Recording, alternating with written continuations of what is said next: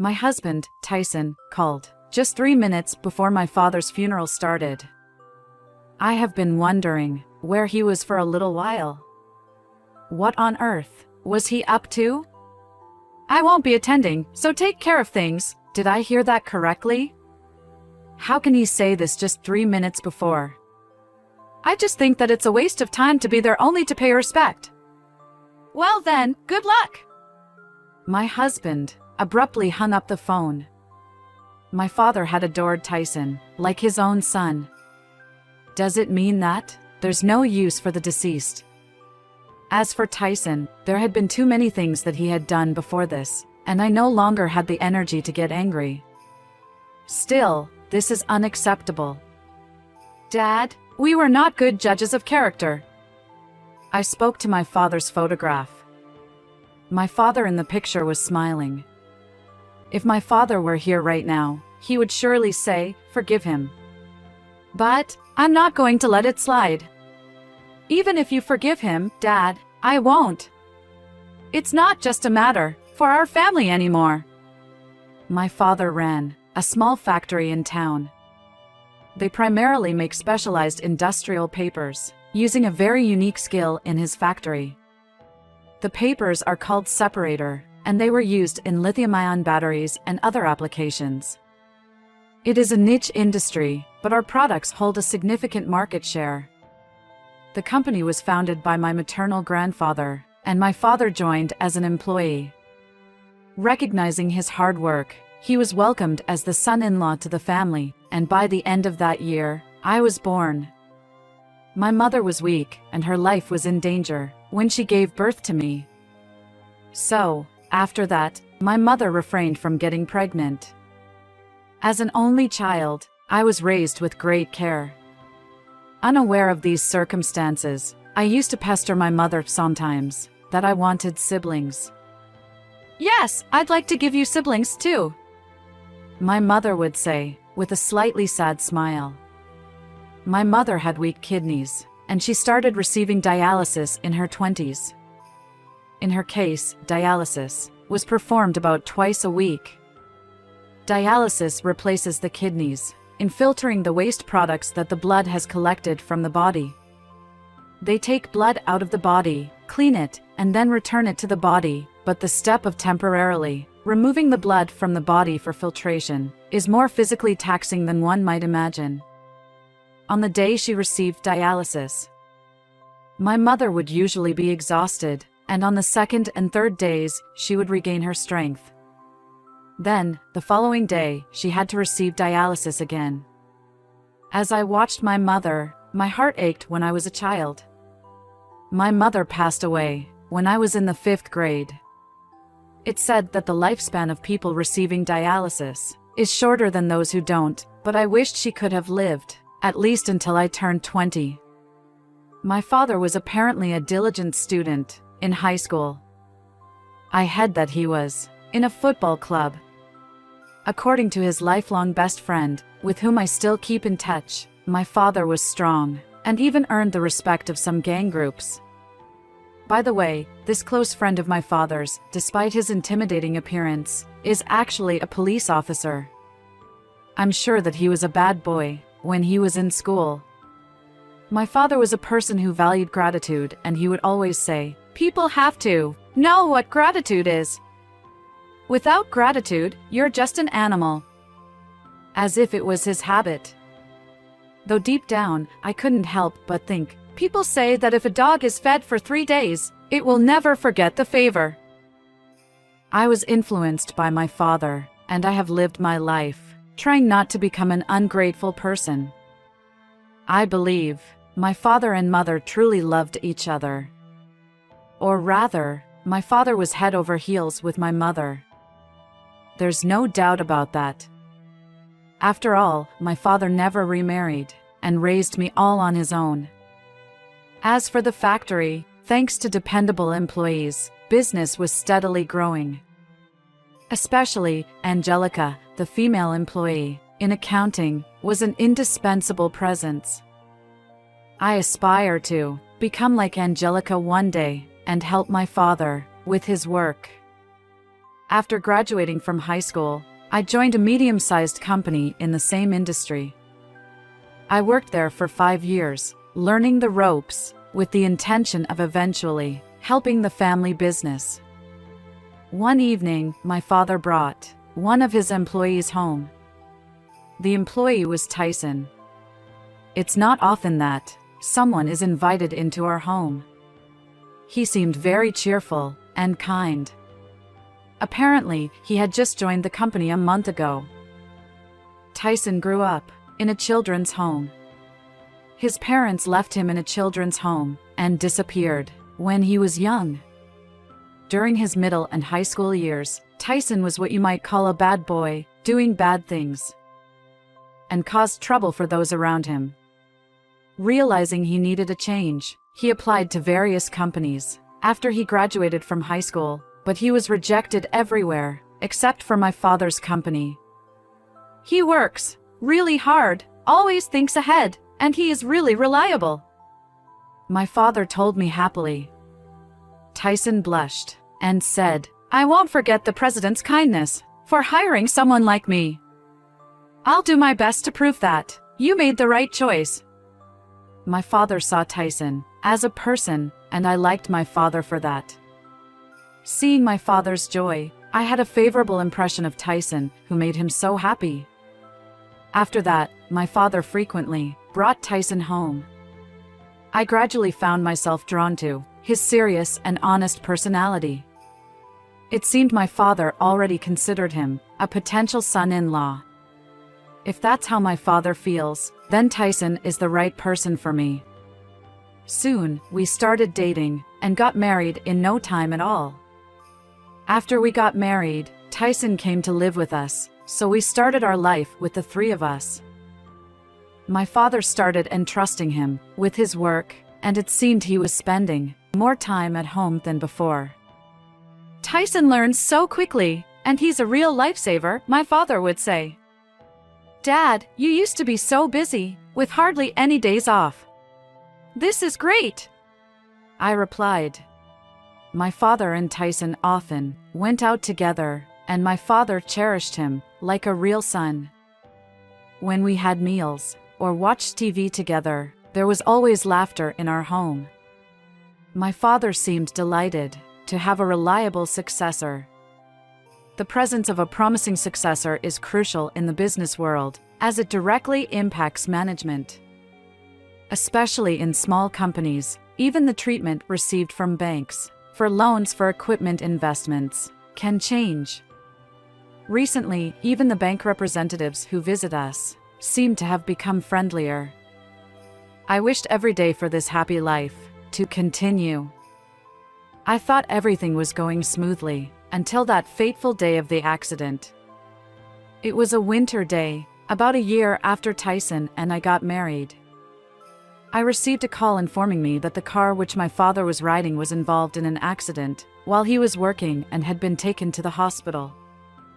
Fortunately, Tyson, who was driving, only suffered minor injuries. I rushed to the hospital, and when I entered the room, the doctor and Tyson were there. My father had suffered a severe head injury, and he was in critical condition, unconscious.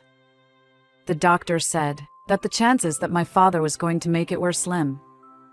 Dad! I called out loudly to him, and his eyelids twitched slightly.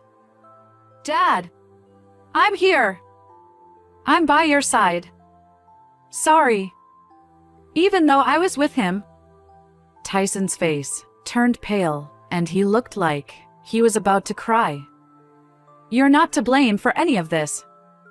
Don't blame yourself, I reassured him. Accidents happen to anyone during work. It shouldn't happen, but this has already happened. Let's think about what is the best we can do now. Yes, my father is still alive and fighting. He's doing his best. If he's putting in effort, we can't afford to break down. It's too early to cry. Starting the next day, Tyson had to take on my father's responsibilities at the factory, managing operations, processes, and settlements. It looked tough, especially with disagreements with veteran employees and there were conflicts sometimes between him and Angelica, the accountant. I couldn't stand to see him like that, and I asked, "Can I help out at the factory?" "Thank you, but I'll be fine," Tyson replied. I was immensely grateful for Tyson's dedication to taking my father's place. "I'll work even harder because it's the factory that your father worked so hard to keep going." I believed in him when he said that. However, a few days later, I heard something unbelievable. Angelica, the accountant, had resigned. "Why?" I confronted Tyson. "They don't listen to me at all. The worst is Angelica. It seems like she's hiding something. There are some shady aspects to the accounting. When the time comes, I'll tell you." It was hard to believe. Angelica wasn't that kind of person. It is no exaggeration to say that we have been able to keep operating the factory thanks to her. But people can change, or maybe not. Something was off. "I think I should help at the factory too. I have a good rapport with the older employees," I suggested. "You just need to take care of things at home." "Don't worry about the factory," Tyson retorted. "But I'm concerned about Angelica. Who's more important to you, that employee or me?" I was taken aback because Tyson raged suddenly. After that, Tyson kept shouting and couldn't discuss anything at all. He adamantly disliked me getting involved with company matters. The next morning, I went to wake up Tyson as usual, but he was already gone. Maybe he left for work early, I thought. So, I started doing household chores like cleaning and laundry. But then, I received a call from one of the employees. He said that Tyson hasn't shown up for work. "Tyson told us that the delivery date for the company of which Tyson is in charge was 5 days from now, but we just found out that it's actually tomorrow. The office is in chaos now." I tried calling Tyson's phone, but there was no answer, and he hasn't read my text either. I checked Tyson's room again, and his suitcase was missing. I felt uneasy, and I checked the place where we kept our valuables, only to find out that Tyson's bank book and the one my father had been saving for emergencies were gone. I rushed to the company. Along the way, I called Angelica for advice. "I'm sorry for this sudden request, but could you contact the client and apologize? Let's say that Tyson had a family emergency back home." "Don't worry, I'll head over there right away." "Okay, thank you." Thanks to Angelica, we managed to persuade the client to wait for 2 more days, and we saw the light at the end of the tunnel. I took this as an opportunity to start helping out with the company's business. I also wanted to understand more about Tyson. First, I received a briefing from Angelica. I learned that everyone at the company respected my father. However, nobody trusted Tyson. It seemed his attitude was different in front of me and my father, compared to how he acted with the other employees. While we were taking a break in the lounge, after checking the books, a veteran employee I knew well came in, saying, "Good job," and sat down next to me. He started talking about my father while drinking a cup of coffee. "The president worked with the employees with anything from morning cleaning to miscellaneous tasks, sales, and even light work. As a joke, we once told him, 'Mr. Martin, if you work too much, there won't be any work left for us.' He replied, 'If I work, it'll save on labor costs.' I enjoy using the money I saved to increase everyone's salaries." I believe he worked with that mindset genuinely. I thought, that's so like him. When I asked about Tyson, his face immediately clouded over. "Sorry, but he's no good. He only works hard in front of the president, and he doesn't do anything when the president is not around. His attitude is arrogant, so arguments often break out. When that happens, he intimidates and threatens people. Since he married you, it's gotten even worse. I thought about reporting him to the president, but seeing how happy the president was, I couldn't bring myself to do it. I hoped that someday, he would realize it himself. I didn't know that. My heart ached when I thought how the employees felt. The next morning, I apologized to all the employees at the morning assembly. I'm very sorry for the trouble my husband has caused you all. At the same time, I want to express my heartfelt gratitude to all of you who have respected my father's and my feelings. Regarding my husband, we will take the appropriate measures soon. For now, I will do everything I can for this company, so please, help me. Everyone seemed surprised when I said that. The next day at the morning assembly, I was surprised. The products that we asked the client to wait a little longer the other day were prepared to be shipped at any time. Several employees had worked hard overnight after hearing my talk the previous day. Thank you so much. I can't thank you enough, I said.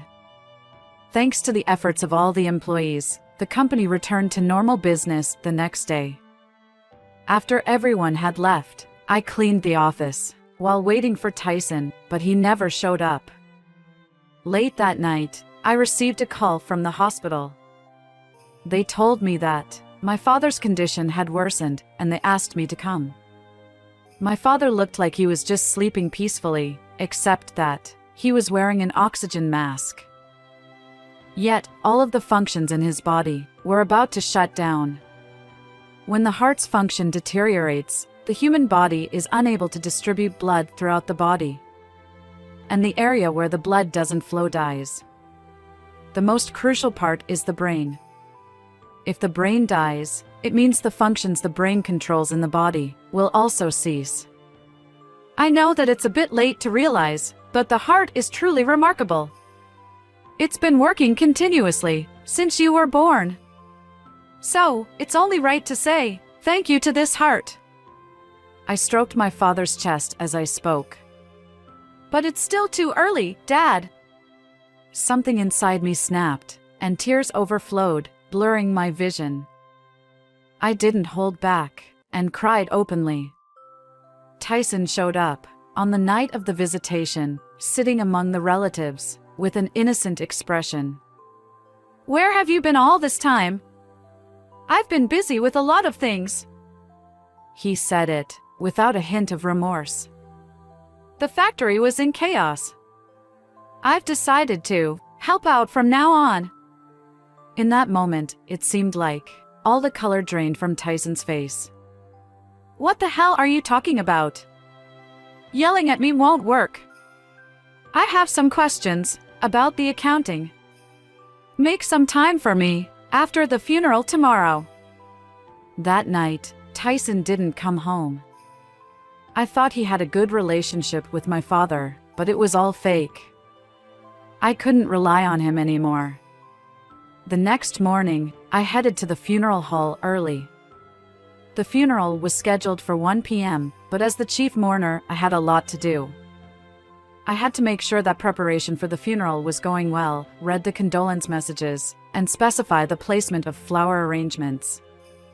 I also had to greet the relatives, who came to pay their respects.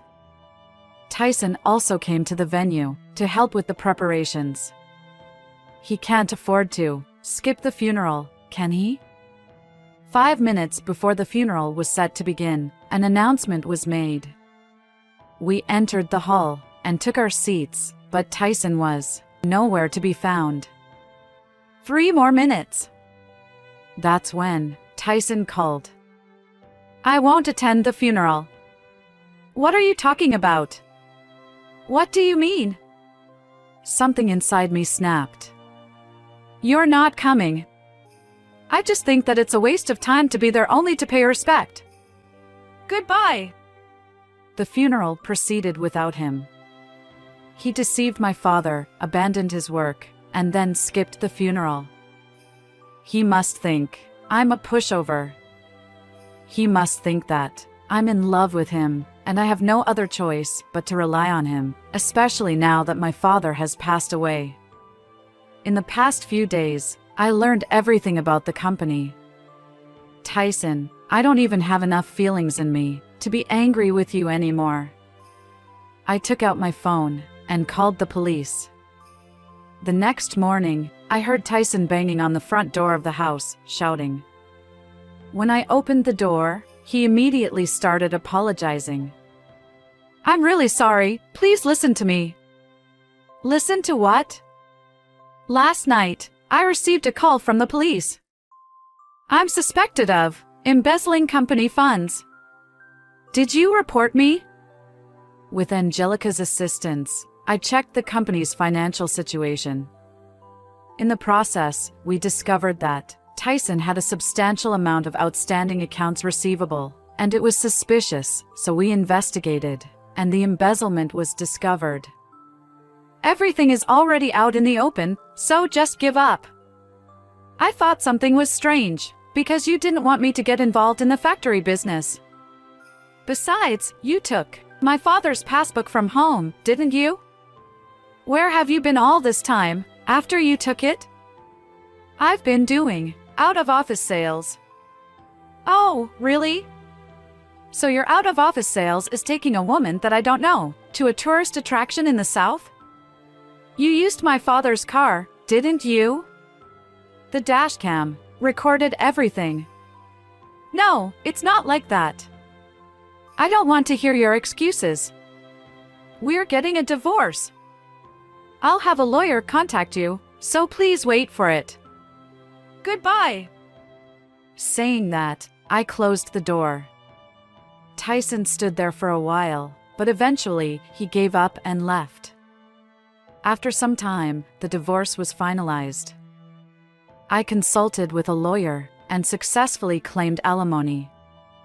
He was also found guilty of embezzling company money. Although he was given a suspended sentence for embezzlement, he had to borrow money from a consumer finance company to pay off the embezzled money and the alimony for his affair, and he is being chased by scary people every day.